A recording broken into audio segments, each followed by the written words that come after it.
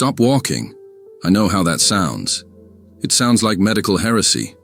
But if you are over the age of 65 and walking is your only form of exercise, you might be performing a quiet, daily ritual of self-sabotage. You might be accidentally accelerating the very decline you hope to prevent. This is not a theory. It is a clinical pattern I have witnessed thousands of times. Welcome. I am a surgeon, and today, we are not just discussing exercise. We are discussing the preservation of an autonomous life.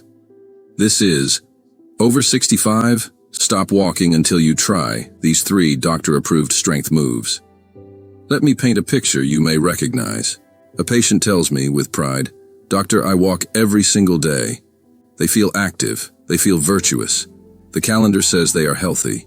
But then, in the quiet after the consultation, the truth emerges. A confession, spoken softly. "I can't get up from the sofa without using my hands."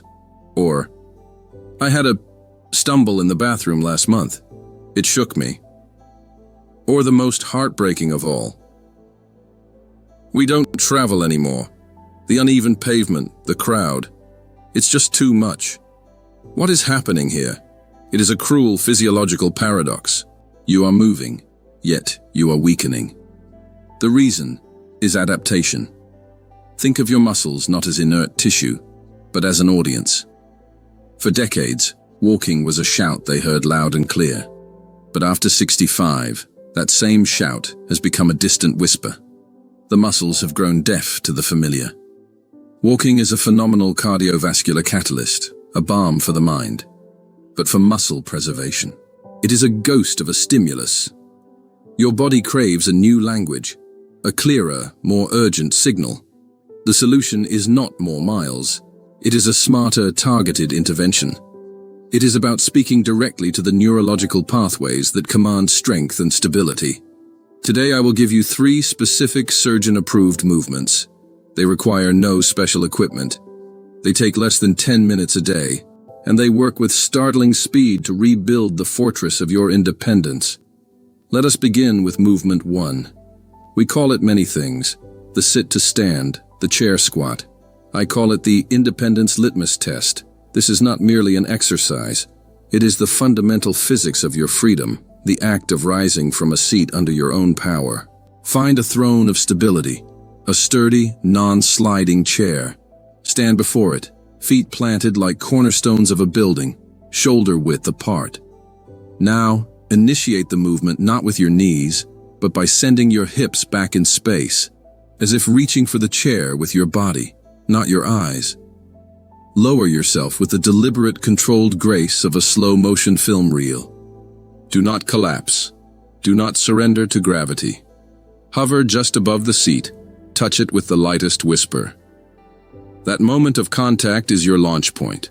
From there, drive through your heels as if you are pushing the earth itself away. Engage the powerful engines of your glutes and thighs to return to a proud, upright stance. Start with 5 repetitions, just 5. Feel the burn. That sensation is the sound of your muscles listening again. Studies are unequivocal. Mastering this single movement can slash your fall risk by 50%. It rewires the communication between your brain and your limbs. It is power, rediscovered. But the legs are only half the equation. Because when a fall begins, your upper body writes the next chapter, a story of catastrophe or recovery. The next movement is your secret weapon, and it's hiding in plain sight, on a wall in your own home. What you do next could mean the difference between a scare and a shattered hip. Stay with me. We've awakened the foundational power in your legs. But true stability is a symphony, not a solo act. Now, we address the catch, the save, the critical moment where your arms become your first responders. This brings us to movement 2, the wall push-up. Consider this: the force required to push yourself out of a deep armchair, to heave a suitcase into an overhead bin, or, most critically, to arrest your body's terrifying descent during a trip. This is not about bodybuilding vanity. This is about creating a functional armor for daily life. Stand an arm's length from a blank wall. See it not as a wall, but as a training partner. Place your palms flat, at shoulder height, slightly wider than your shoulders. Now, with your body forming a straight, strong plank from head to heels, begin to bend your elbows. Bring your chest toward the wall with a 2-second count. Keep your elbows at a 45-degree angle to your torso. Think of drawing an arrow with your body, not flinging your wings out. This protects your joints and targets the right muscles. Then press back with authority. Aim for 8 to 10 of these. You are strengthening the chest, the shoulders, the triceps, the very musculature that can transform a devastating plunge into a managed, controlled descent. This is the strength of self-preservation. Now, we must integrate these pieces. Strength without coordination is like a powerful engine with a loose steering wheel. For our final movement, we move into the realm of dynamic balance. This is movement 3, the standing march with arm swing. This is where we train for the unpredictable. Stand tall beside a sturdy chair, fingertips lightly resting on its back for optional support.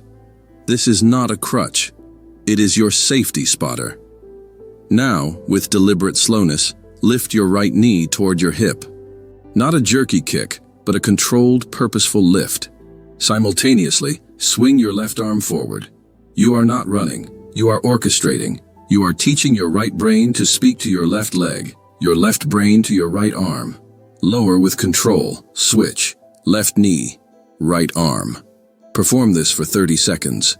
Feel the subtle fire in your core, those deep, corseting muscles that are the true commander of your center of gravity. This drill is a neurological tune-up.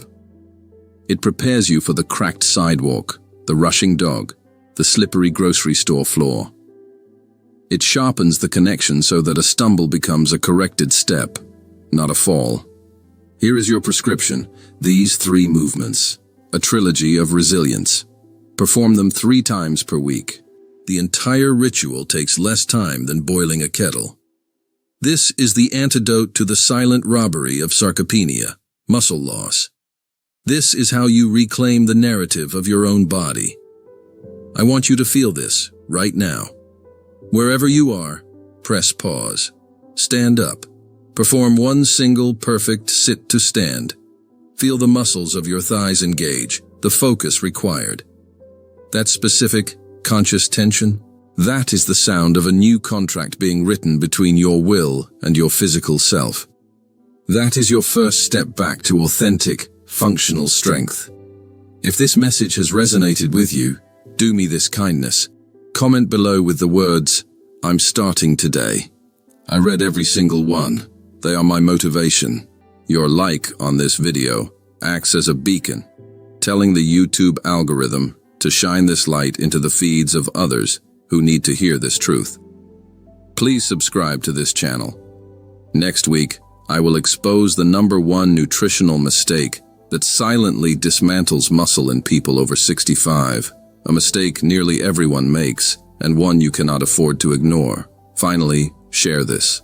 Send it to a parent, a friend, a neighbor. They may believe their strength is a relic of the past, but you now know a profound secret. Strength is not a date on a birth certificate. It is a decision, a choice you make and remake every single day. You have just made yours. Thank you for watching.